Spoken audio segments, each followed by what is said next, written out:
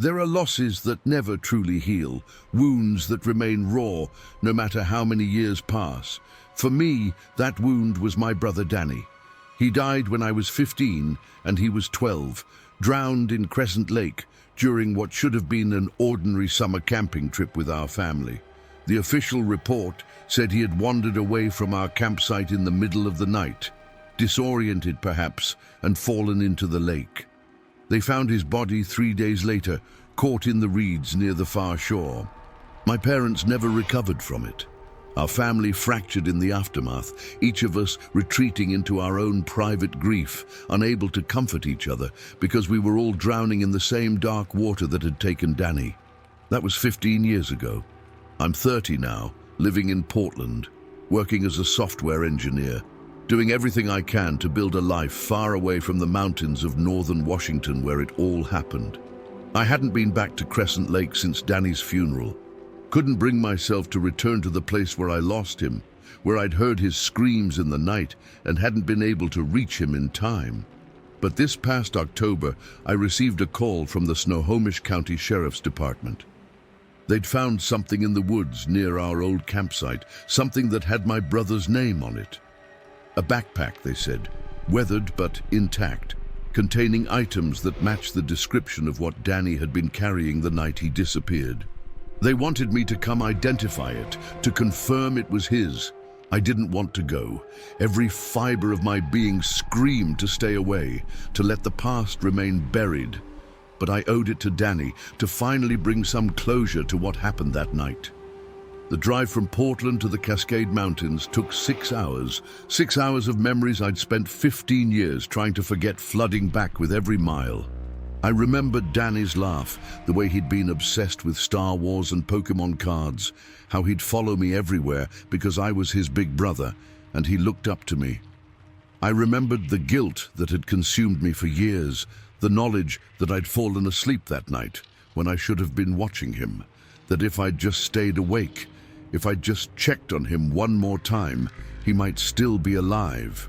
The therapist I'd seen in college told me it wasn't my fault, that I'd been a child too, that I couldn't have known. But knowing something intellectually and believing it in your heart are two very different things.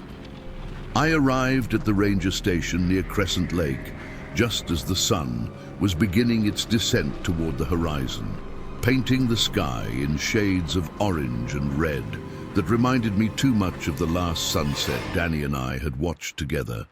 Deputy Sarah Hendricks met me there, a woman in her 40s with kind eyes that had seen too much tragedy in these mountains. She led me into a small office where the backpack sat on a metal table, sealed in a clear evidence bag. The moment I saw it, my throat tightened. It was Danny's.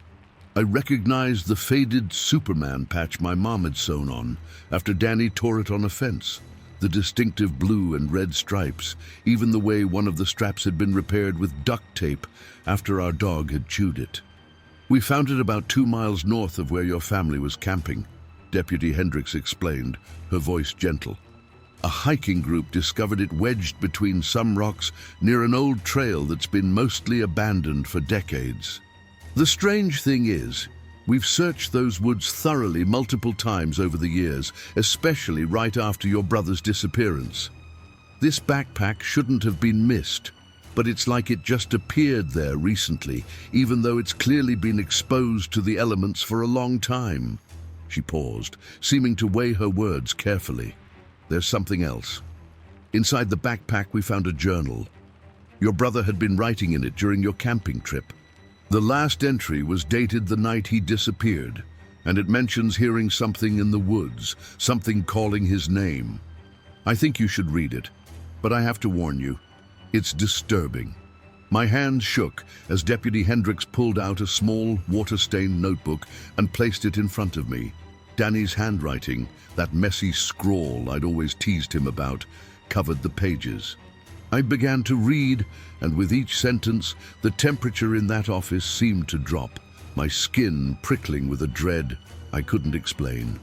Danny had written about hearing voices in the forest the first night we'd camped, voices that sounded like me calling for him. He wrote that he'd almost gone into the woods to find me, but then he'd heard me snoring in my sleeping bag and realized it couldn't have been me. The second night, he heard our mum's voice, then our dad's, both calling him deeper into the forest. And on the final night, the night he disappeared, he'd written one last entry at 11:47 p.m. It said, "I can hear all of them now. They're all calling me. But they don't sound right anymore. Their voices are wrong, like something is wearing their voices like masks. I think I know what's really out there now. I think I've always known. The thing in the lake isn't in the lake at all. It's in the woods, and it's been waiting. If something happens to me, tell everyone I'm sorry. Tell them I tried not to listen, but it knows my name now, and it won't stop calling until I answer." The entry ended there. My vision blurred as I read those final words, written by my 12-year-old brother just hours before he died. "What does he mean, the thing in the lake?" I asked, my voice barely above a whisper. Deputy Hendricks looked uncomfortable. "We were hoping you might know. Your parents never mentioned anything about your brother being afraid of something in those woods." I shook my head. "No, nothing. Danny loved camping. He wasn't scared of the woods." But even as I said it, I remembered something. A conversation Danny and I had the afternoon before he died. He'd asked me if I believed in monsters, and I'd laughed it off, told him monsters weren't real.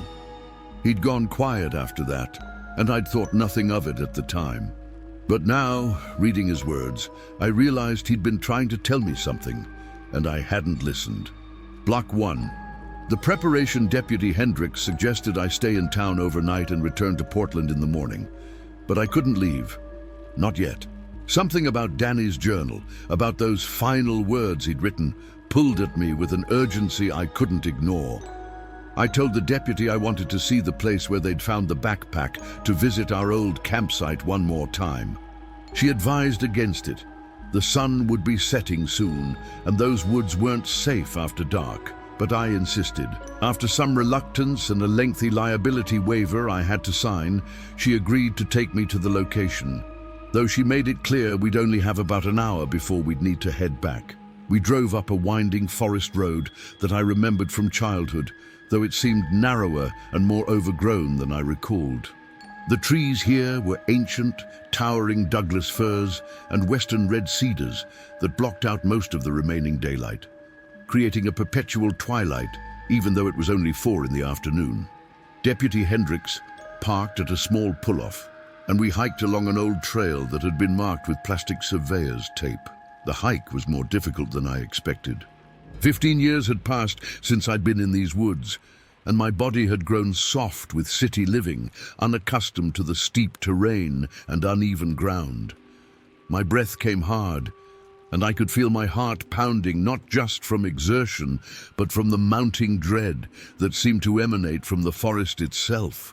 After about 20 minutes of hiking, Deputy Hendricks stopped at a small clearing marked with more surveyor's tape. "This is where we found the backpack," she said, pointing to a cluster of moss-covered rocks.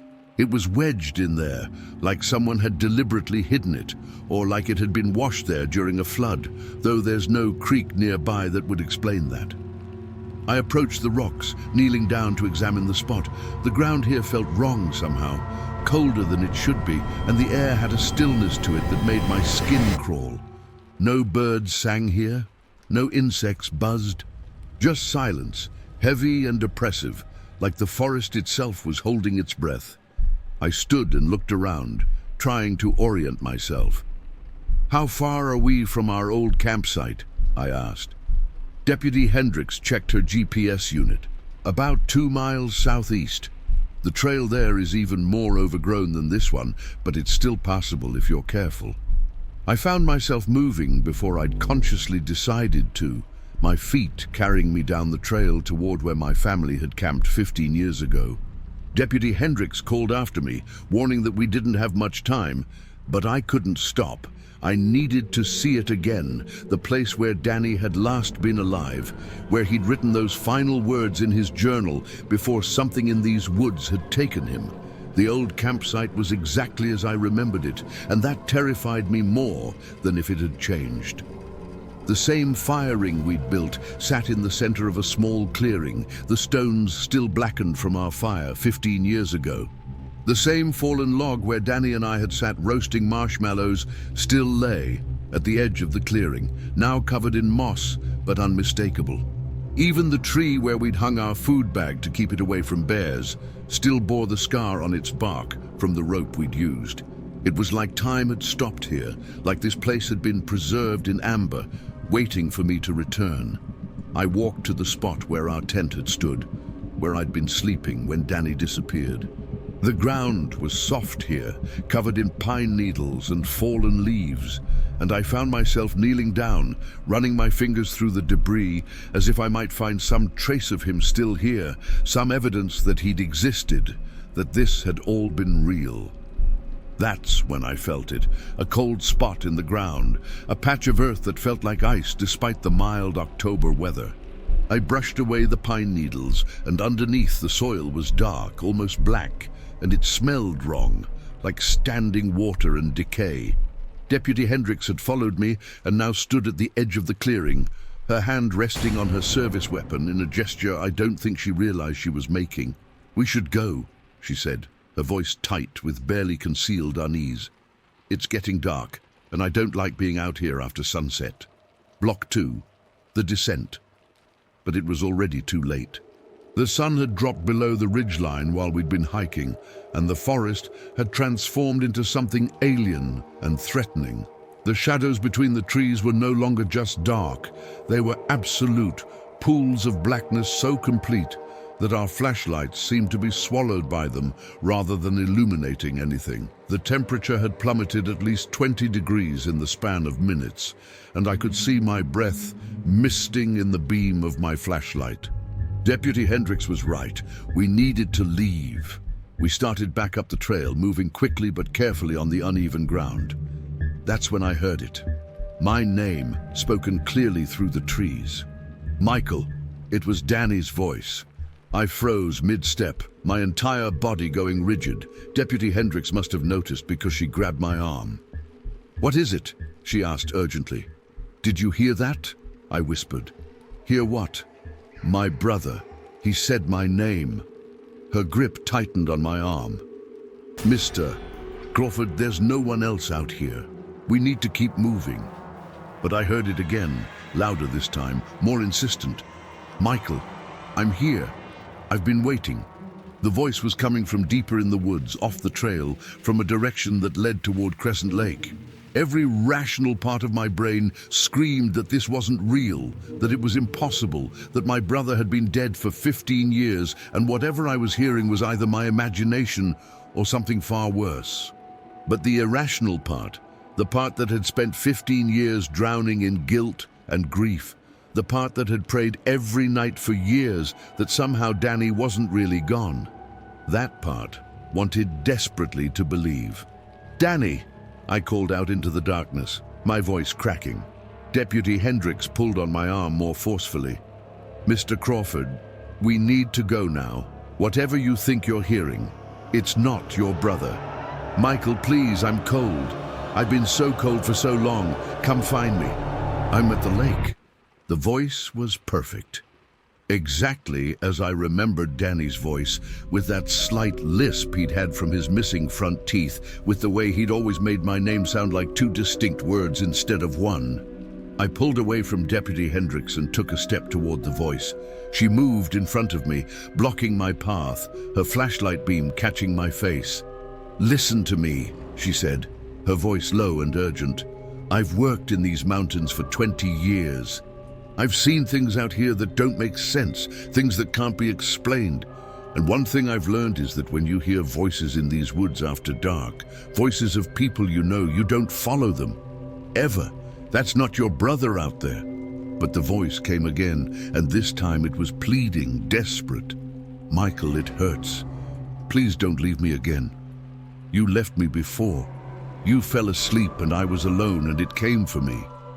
Don't make me be alone again." The words hit me like physical blows.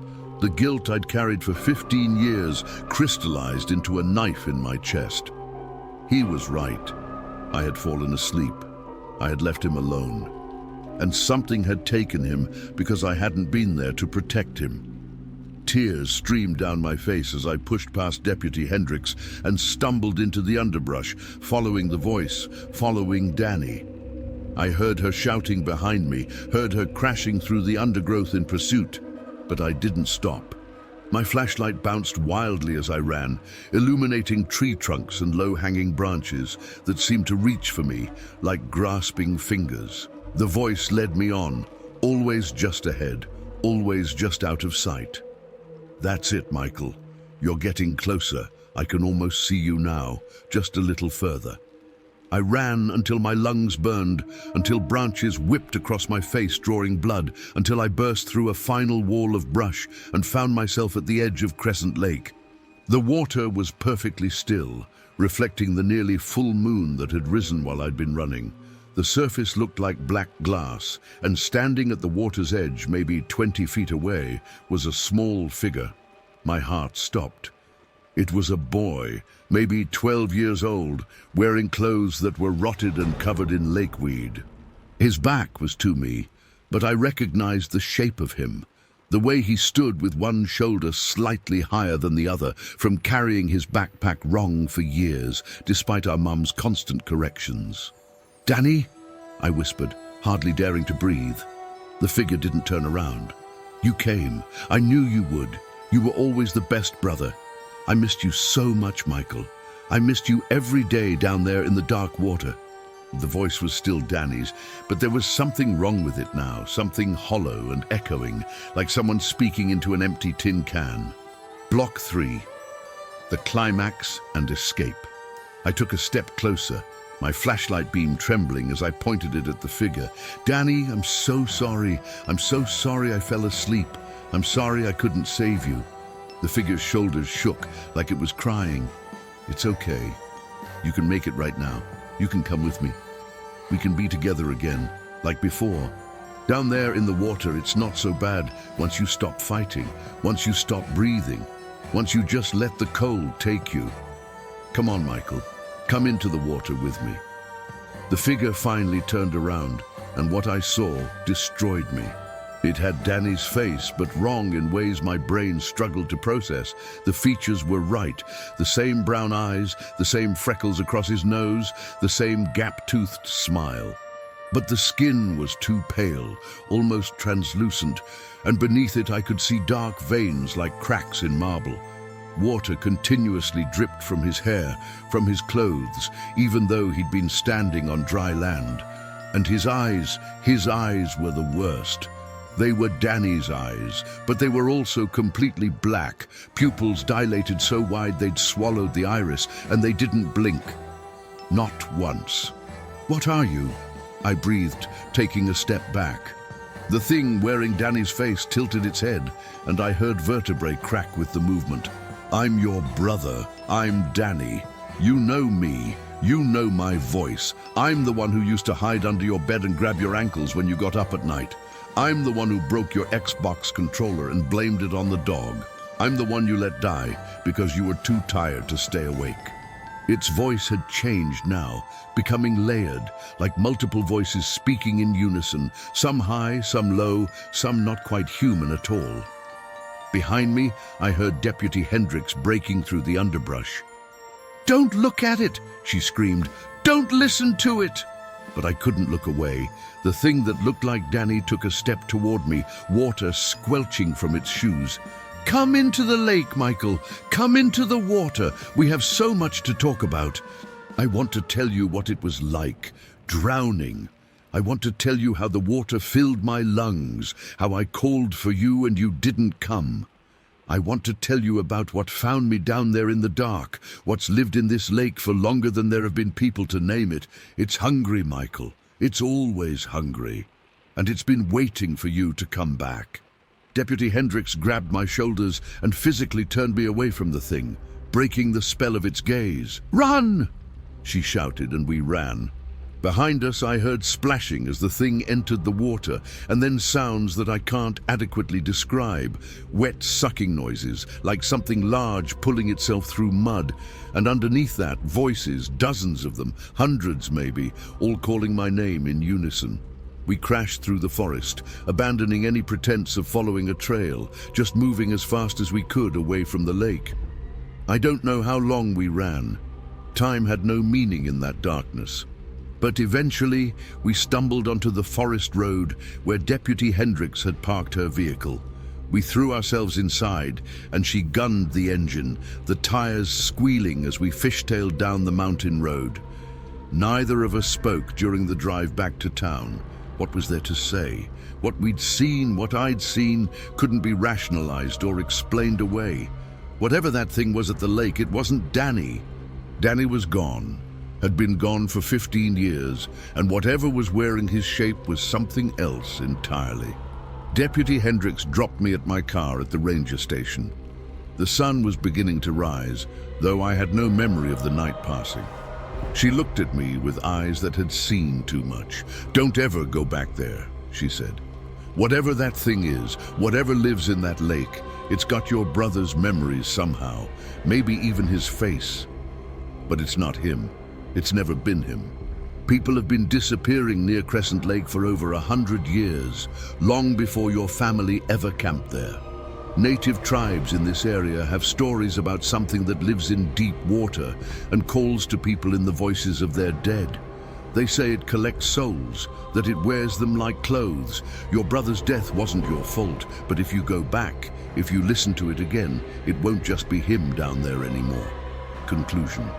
I drove back to Portland that morning, my hands shaking on the steering wheel, my mind trying and failing to process what I'd experienced. I called my parents when I got home, told them what had been found, but I didn't tell them about what I'd seen at the lake.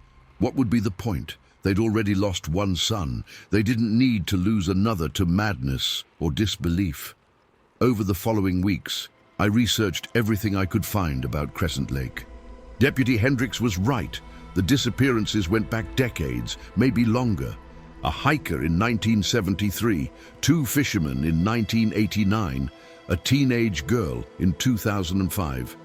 All of them vanished near the lake, and all of them had family members who reported hearing their voices in the woods afterward, calling them back. I went back to therapy, not to talk about Danny's death this time, but about what I'd seen. My therapist listened without judgment and suggested that trauma can manifest in powerful ways, that guilt and grief can create experiences that feel absolutely real. Maybe she's right. Maybe what I saw at that lake was just my mind breaking under the weight of 15 years of unprocessed trauma, but I don't think so. I know what I saw. I know what called to me in Danny's voice. And I know that if I hadn't had Deputy Hendricks there to pull me away, I would have walked into that water. I would have let it take me, just like it took Danny. I sold my condo in Portland and moved to Phoenix 2 months ago, as far from mountains and lakes and deep forests as I could get. Sometimes late at night, I still hear him calling, "Michael! Michael, where did you go? I'm still waiting. I'll always be waiting." I know it's not real, that it's just my mind. Or maybe something worse reaching across the distance. But hearing his voice, even knowing what it really is, still breaks my heart every single time. Because part of me will always be that 15-year-old kid who fell asleep when he should have been watching his little brother, who failed to protect him from something that shouldn't exist but does. Danny's body was found in Crescent Lake 15 years ago, but after what I saw, I don't think he ever really left. And I don't think he's alone down there in the dark water. If you ever find yourself near Crescent Lake, if you hear someone calling your name in a voice you recognize, don't answer. Don't follow. Keep walking, because whatever's doing the calling isn't who you think it is, and the lake is always hungry for more.